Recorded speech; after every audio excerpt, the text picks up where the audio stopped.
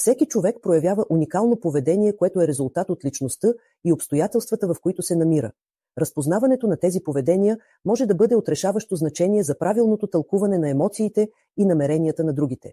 Важно е да помним, че поведение може да варира значително в зависимост от ситуацията. Например, когато виждаме някого с кръстосани ръце, можем да интерпретираме това като защитен жест, но същевременно е възможно той просто да се чувства студено.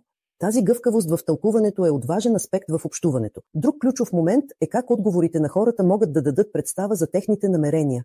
Прекалено бързият отговор може да е знак, че някой се опитва да избегне зададения въпрос, докато забавеният размисъл нерядко подсказва, че хората се опитват да измислят нещо. Обърнете внимание на ритъма на разговора и се опитайте да усетите емоционалното съдържание зад отговорите.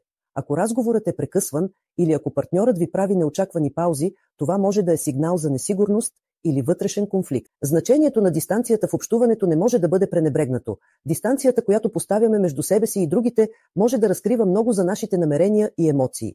Прекалено близкото приближаване може да се възприеме като опит да доминираме, докато прекалено голямото отдалечаване може да е индикация за желание за дистанция или просто дискомфорт в ситуацията.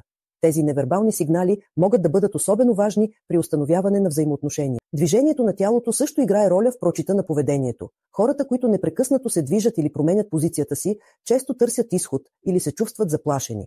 Това поведение може да е знак за тревожност, което подчертава важността на вниманието към невербалните сигнали. Дори малки промени в тона на гласа могат да разкрият комплексни емоции като страх, гняв или нервност. Важно е да анализираме контекста и да не правим прибързани заключения. На финала, разделянето на вниманието между фонетиката и жестовете е от съществено значение. Прекалено тихият или силен глас често издава вътрешно напрежение, затова изучаването на поведението и невербалните сигнали е основен инструмент за по-добро разбиране на хората около нас и за изграждане на значими връзки.